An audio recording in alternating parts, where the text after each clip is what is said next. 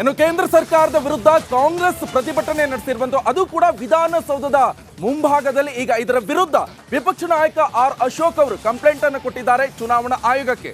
ಇದು ನೀತಿ ಸಂಹಿತೆ ವಿರುದ್ಧ ಪ್ರತಿಭಟನೆ ನಡೆಸ್ತಾ ಇರುವಂತದ್ದು ಅಂತ ಹೇಳ್ಬಿಟ್ಟು ಕಂಪ್ಲೇಂಟ್ ಅನ್ನು ಕೊಟ್ಟಿದ್ದಾರೆ. ಕೇಂದ್ರ ಸರ್ಕಾರದ ವಿರುದ್ಧ ಕಾಂಗ್ರೆಸ್ ಪ್ರೊಟೆಸ್ಟ್ ಅನ್ನ ಮಾಡಿರುವಂತದ್ದು. ವಿಧಾನಸೌಧದ ಮುಂದೆ ಪ್ರತಿಭಟಿಸಿದ ಕಾಂಗ್ರೆಸ್ ವಿರುದ್ಧ ಈಗ ಬಿಜೆಪಿಯಿಂದ ದೂರು ಸಲ್ಲಿಕೆ ಆಗಿದೆ.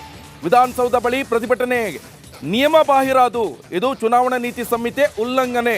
ಮುಖ್ಯ ಚುನಾವಣಾ ಅಧಿಕಾರಿಗೆ ಬಿಜೆಪಿ ದೂರನ್ನ ಸಲ್ಲಿಕೆ ಮಾಡಿದೆ.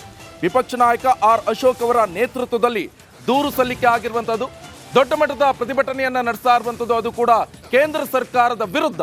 ಈ ಹಿನ್ನೆಲೆಯಲ್ಲಿ ಈಗ ವಿಪಕ್ಷ ನಾಯಕ ಆರ್ ಅಶೋಕ್ ಅವರ ನೇತೃತ್ವದಲ್ಲಿ ಮುಖ್ಯ ಚುನಾವಣಾ ಅಧಿಕಾರಿಗೆ ದೂರು ಸಲ್ಲಿಕೆ ಆಗಿದೆ.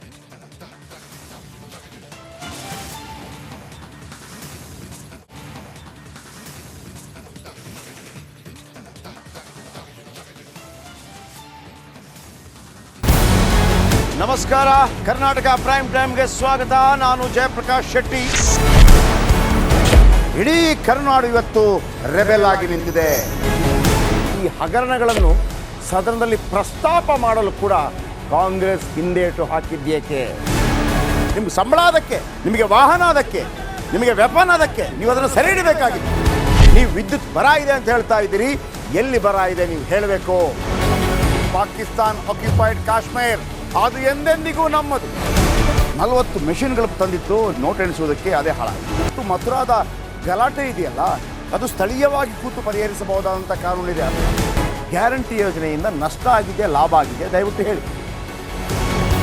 Dawood Ibrahim most wanted criminal ಯಾವಾಗಾದ ಅಂದರೆ ಇಲ್ಲಿ ತನಕ ಭಾರತ ದೇಶದಲ್ಲಿ ಓರ್ವ ದಲಿತ ಪ್ರಧಾನಿಯಾದಂಥ ಇತಿಹಾಸವೇ ಇಲ್ಲ. ರಿಪಬ್ಲಿಕ್ ವರ್ಲ್ಡ್ ಆಪ್ ಇದು ಕೇವಲ ಅಪ್ಲಿಕೇಶನ್ ಅಲ್ಲ, ಸಮಗ್ರ ಸುದ್ದಿಗಳ ಸಂಪರ್ಕ ಮಾರ್ಗಕ್ಕೆ ಕ್ರಾಂತಿಕಾರಿ ಬದಲಾವಣೆ. ರಿಪಬ್ಲಿಕ್ ವರ್ಲ್ಡ್ ಆಪ್ ಕೇವಲ ಸುದ್ದಿ ಅಪ್ಲಿಕೇಶನ್ ಅನ್ನ ಪರಿಚಯ ಮಾಡ್ತಾ ಇಲ್ಲ, ಬದಲಾಗಿ ಡಿಜಿಟಲ್ ಸುದ್ದಿ ಬಳಕೆಯ ಹೊಸ ಯುಗಕ್ಕೆ ನಾಂದಿ ಹಾಡ್ತಾ ಇದೆ. ಇದೊಂದು ಬ್ರೇಕಿಂಗ್ ನ್ಯೂಸ್, ಪ್ರಭಾವಶಾಲಿ ಕಾರ್ಯಕ್ರಮಗಳಿಗೆ ಗಟ್ಟಿಯಾದ ವೇದಿಕೆ.